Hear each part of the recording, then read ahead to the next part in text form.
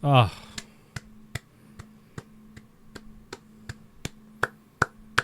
It's already a masterpiece, and I've not seen a single frame of this film. Hello, and welcome to another That's Just Joe video. My name's Joe, and that's about it. But that's not about it. In today's video, I want to talk about the future of the DC Universe and Elseworlds projects we have confirmed coming out, or are in development, or are filming right now, or about to come out. And sort of my expectations, my personal expectations for them, how I'm feeling about them, and what the future is looking like for DC Studios and co-CEO James Gunn and CEO Peter Safran.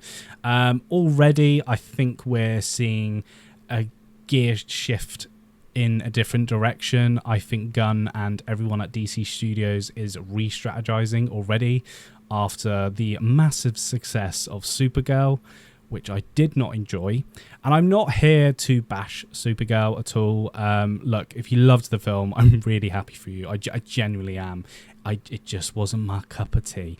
I don't know why I did that American accent. That's such a British thing, cup of tea. So, but what I wanted to do is just kind of break down what's coming up and my expectations for them and how I'm feeling about the future of DC at the moment. Because, again, I think they are secretly behind closed doors rethinking what they're going to do next after all these other projects that are coming out. So I do feel like I need to talk about the elephant in the room, and that's Supergirl. I think Supergirl, personally, and by the way, this is all my personal opinion. This is not me going, you're wrong, Supergirl's bad, you can't enjoy it. It's nothing like that.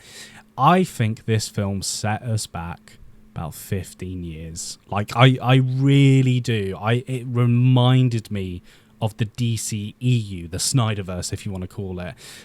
Just in terms of the quality of the story, the direction, everything about it. I was like, what are we doing? Like, why is this just such a bog standard film? When Gunn has repeatedly said they would not greenlight a film that's not good. The script has to be bang on. I do personally put the blame on the director, Craig Gillespie. I think it's his fault. I think he did a really bland job of this film. Praise to Millie Alcock. I think she's going to be great in future projects and everything.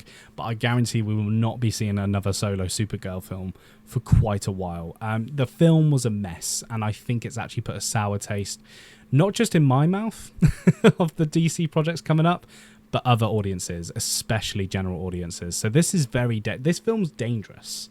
Obviously, when this film comes out on physical, digital, I'm going to rewatch it because I've had time to think about it.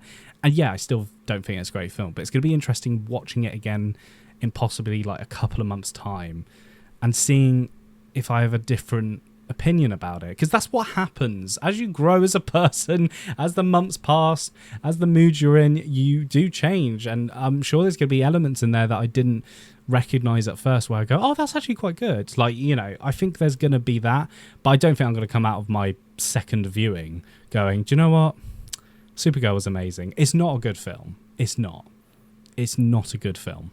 Now, I have no idea when this comes out. I think it's at the beginning of 2027 or it's in 2027 as far as I know.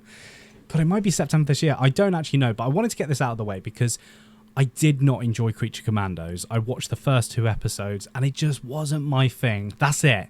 It wasn't bad. I just wasn't getting into it. It wasn't doing anything for me. So just stopped watching. I didn't go online and be like, oh, DC's over. Oh, James Gunn, you messed up. There's nothing like that. It's me. I'm the problem. It's not for me. So what I did is go outside and touch some grass and go, you know what? It's just not for me. But there are audiences out there that did love Creature Commandos, and it actually came out before Superman for the audience in the US. It came out very late here in the UK. So, but it just wasn't my cup of tea. I did it again. Well, that was a bit more Essex actually. So, I didn't enjoy it. So I'm probably going to give this one a skip. And unless the trailers and the promos, I'm like, oh, I have to watch it now. I'm sure he's going to do something a little bit different from what he was doing in the first season. But yeah, massive round of applause to all the people that work on it. The amount of work that goes into these animations, it's insane. So it's one I'm going to skip. I'm not I'm not fully interested, but that's fine. It's fine. So this one, Lanterns, the upcoming TV show, which I think we're getting very soon, is probably... I hate to say it. I'm not that anticipated for it. I'm not that excited for it. But I've been hearing good things, and I think we've all been hearing good things. Like, it's got this, again, True Detective / No Country for Old Men vibe, which I love. Like, I love that TV show. I love that film. So that to have that tone is really cool. You know, these two lanterns on a sort of murder investigation on Earth, like discovering what the hell happens. I think it's going to be an interesting dynamic as well. Like I can see this being good. I can, but I'm not like, oh, I need to watch it right now. Like I'm really not. So when that first episode drops, I'm excited. And I don't actually know that much about Green Lantern. Like I don't. I've seen the Ryan Reynolds film and that did fuck all. Like, that actually like made me lose interest in Green Lantern very quickly. So yeah, I mean, we'll see. I do think this is going to be really interesting, but I'm not that excited for it. But what I am excited for is this film, Clayface. This looks weird. This looks different. This looks like a horror film, and I'm sold. The trailer was really, really good. Now, the only problem is the Supergirl trailer. I sounded like Donald Trump then. The Supergirl trailer was utter brilliance. No, it was good. The Supergirl trailers and marketing was actually really good and got me excited and pumped for it. And then I saw the movie. And then, yeah, so again, I've got to wait till I see the film. But from what I've been seeing, what I've been hearing, it's going to be interesting to see this character come to life. And it's weird, we've still not got a DCU Batman, but we're getting one of his rogues gallery to have their own film. And we're going to see Gotham in the DCU and all that. So that's going to be really interesting to see what Gotham looks like in James Gunn's DCU. But I'm looking forward to this. I think it's going to be very different. I think it's going to make money. I think I spoke to my brother, who's like 16 years old, and he's excited for this. I don't think he's even going to be able to see it. It might be an 18. I don't know, or rated R or whatever. I'm not sure, but it looks different. It looks like what Gunn had promised with the projects, that they would be different in tone, in direction, unlike Supergirl, which was a bit...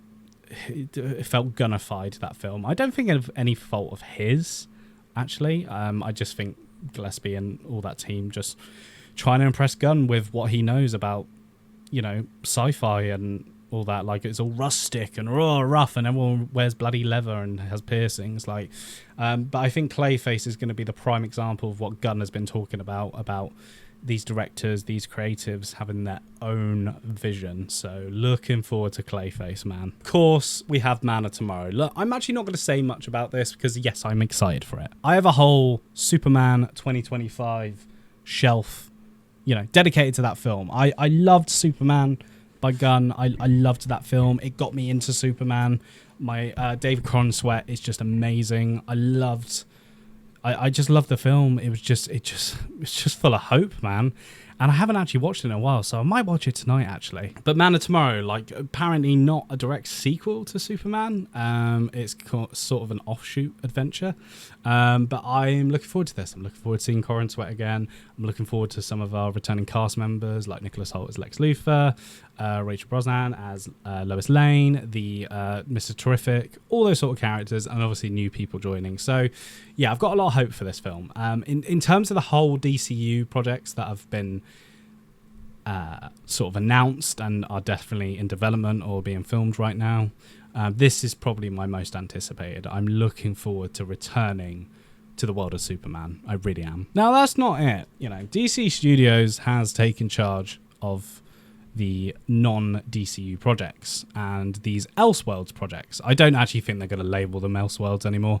I think it's too confusing for audience members. I think audience members get a grasp of, like, that is not part of the DC universe. But I think this film is actually going to beat all of these other projects we've talked about.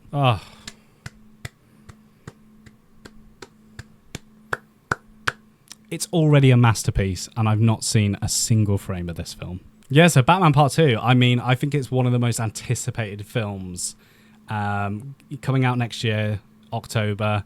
Man of Tomorrow also comes out a couple of months before next year.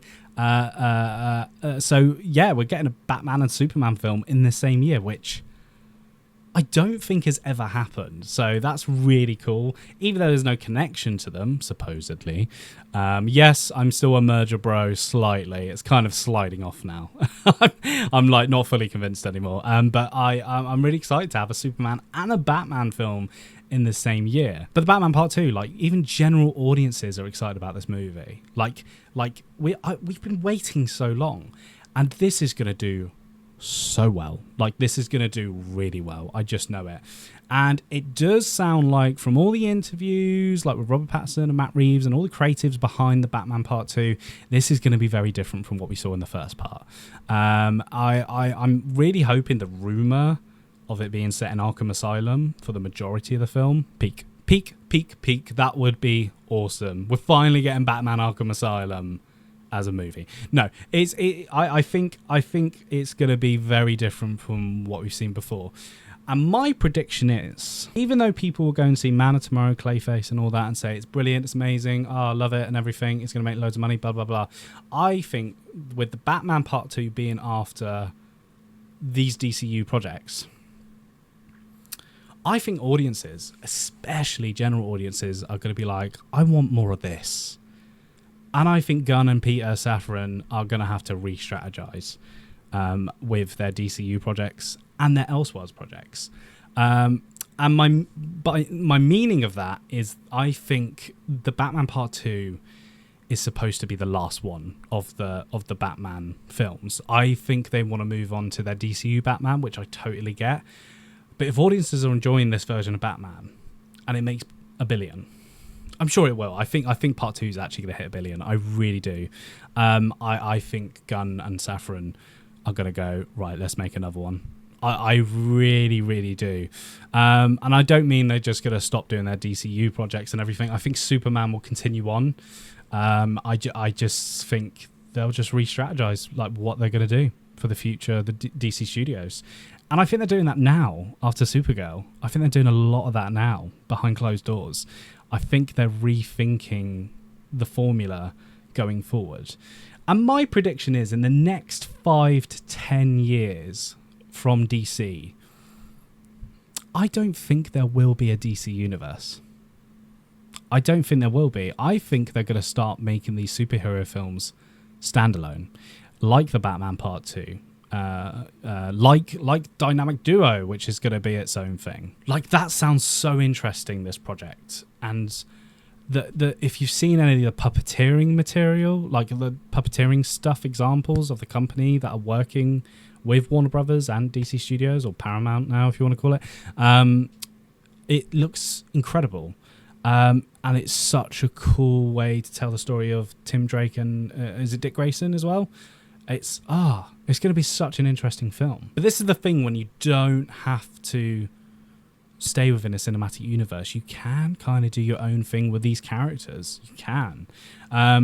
So I think a lot of superhero movies in the next 10 years, not just DC, but Marvel, I think a lot of them are going to be standalones. I mean, I'm thinking about Spider-Man recently. Like, I'm really excited for that Spider-Man film. It looks good. It looks really good, that Spider-Man film. And I think the Tom Holland Spider-Man would actually work really well on its own. Like, I do. If Sony took it back and they actually had good creatives and everything, I'd be like, yeah, I'll still go and watch it. It doesn't have to be set in the MCU. And I think No Way Home was actually a perfect opportunity for Sony to go, okay, yeah, he resets everything and everyone forgets him and he's in a different universe. I think that was a really perfect opportunity there. But yeah, I think a lot of these films are going to start to be their own thing and no cinematic universe crossovers. I've just got a feeling. So overall, DC, how are we feeling? I'm feeling okay. I'm feeling okay about it. There's projects I'm looking forward to, definitely. My fear is that that some things are just not gonna come to like my expectations, and that's just a thing. That's just normal behavior. Like, I'm really worried about Clayface, even though I'm really excited for it. I'm like, oh, is it going to be bad? Man of Tomorrow, I'm kind of holding my nerve on that because I believe in Gunn when he does Superman now, especially after that first one. But the Batman Part 2 is just like, yeah. I think when that film comes out, it's going to change the trajectory of DC films going forward. The problem with Supergirl is that it set us back 15 fucking years. And it reminded me of the Snyderverse in terms of like the script and like how it was structured. And it just was a mess, man. We can't be having that with any future DC projects. We cannot have that. So yeah, I'm okay. I'm looking forward to it. But what I want to know is what you think. Are you looking forward to the future of DC Studios, the DCU projects and Elseworlds? Which projects are you looking forward to? Which projects are making you nervous? Let me know in the comments below. I'd love to hear your thoughts. I'd love to talk about it as well. And if you enjoyed this video, make sure you like the video. It really helps me out. And subscribe to the channel for more videos like this. But it's been really fun talking about this. Please, no hate towards me in the comments. I'm not going to argue back with you. I will leave your comment there. I don't care. This is all my personal opinion, my expectations, my hype meter for these films. But this is not me saying I'm done with DC or anything. I'm not. Like, I'll never be done with DC. They made one bad movie. It's not over. There's plenty of other projects coming up. But I do think the strategy is going to be changing very soon. But thank you so much for watching the video. Take care, and I'll see you in the next. Bye. I don't know what that was.